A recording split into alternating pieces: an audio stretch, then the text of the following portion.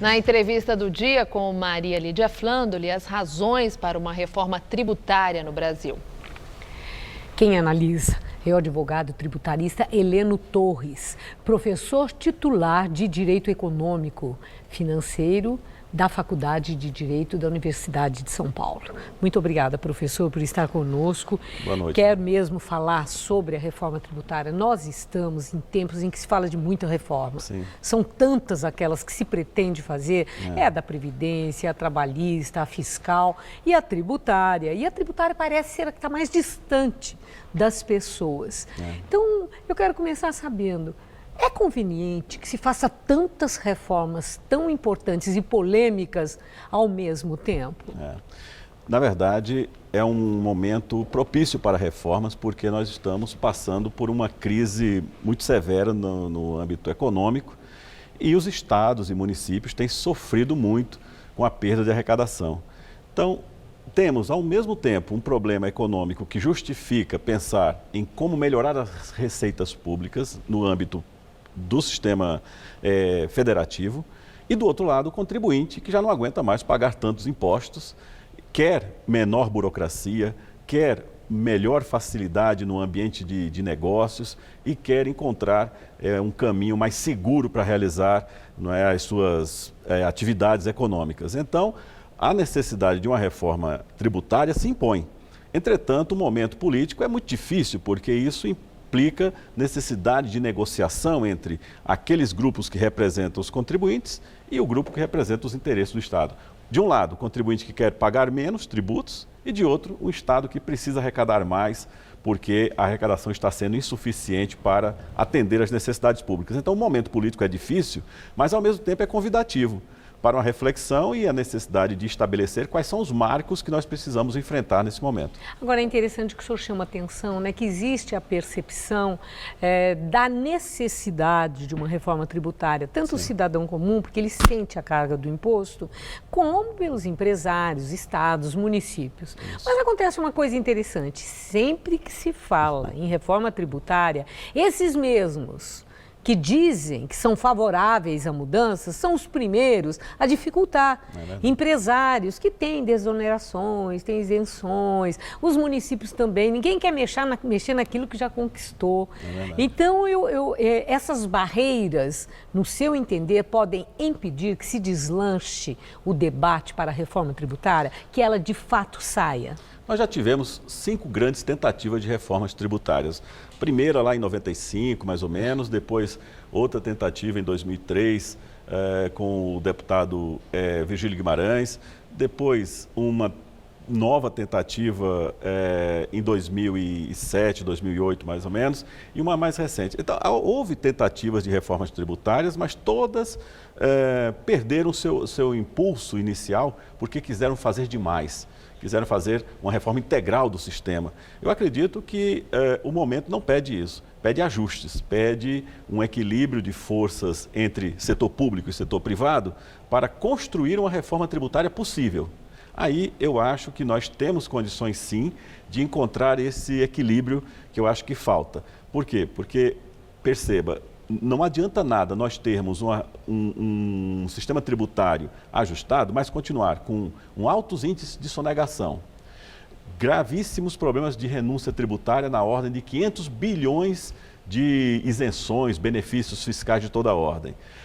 Um problema seríssimo do ponto de vista da conflitividade. Nós hoje temos algo em torno de 2 trilhões de reais em processos tributários. Só para você ter uma ideia, 12 milhões dos 20 milhões de processos que estão em tramitação no Tribunal de Justiça de São Paulo são de natureza tributária.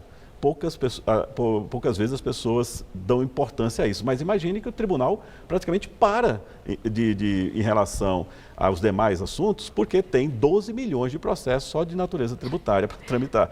Isso gera, no Brasil todo, algo em torno de 2 trilhões parados e que não chegam aos cofres públicos ou não retornam para a iniciativa privada. Eu fico com a impressão que quem tá nos assistindo, que ouve, né, e vê o senhor descrevendo esse quadro, que dá até tontura, sabe? sabe? Porque é difícil ter a percepção objetiva do significado desses números tão relevantes, tão significativos.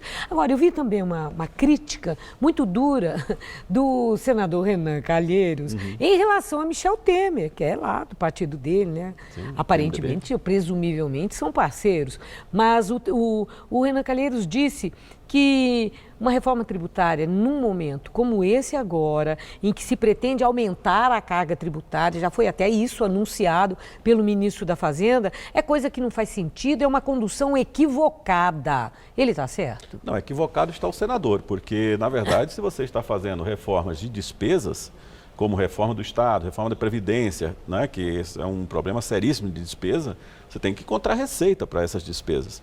Não é? E não são receitas episódicas, como a receita da repatriação, que vai resolver o problema de caixa do governo. Serão reformas progressivas, que devem ser iniciadas em algum momento, e nesta progressividade de implantação, permitir redução da carga tributária para o contribuinte e maior arrecadação para o setor público. Como isso é possível?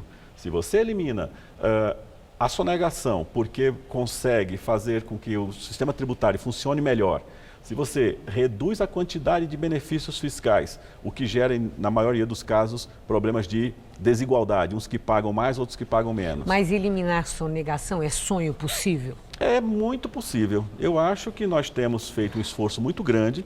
As trocas de informações internacionais, as trocas de informações no ambiente interno, a informatização dos setores públicos, das receitas estaduais, federal, municipal, a criação de corpos de fiscais altamente especializados nas investigações de crimes contra a ordem tributária.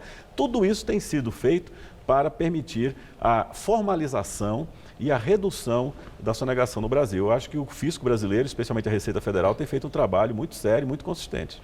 Bom, a última pergunta, sempre se falou, isso é recorrente, que o sistema tributário brasileiro é injusto, que ele privilegia aqueles que têm melhor condição de vida e que a sobrecarga recai sobre os mais pobres. Essa reforma pretendida agora, mesmo não sendo ampla, é uma reforma para a inclusão? Não, ela continua com os mesmos problemas. A tributação brasileira é baseada... Então, se tem os mesmos problemas, que reforma é essa? O simples fato de você consolidar, por exemplo, 5 impostos no chamado IVA, Imposto de Valor Agregado, e ao mesmo tempo mantendo as alíquotas em valores muito altos, você continua dando ênfase na tributação do consumo. E na tributação do consumo pagam todos igualmente, quer dizer, tanto o pobre quanto o rico suportam a mesma carga tributária.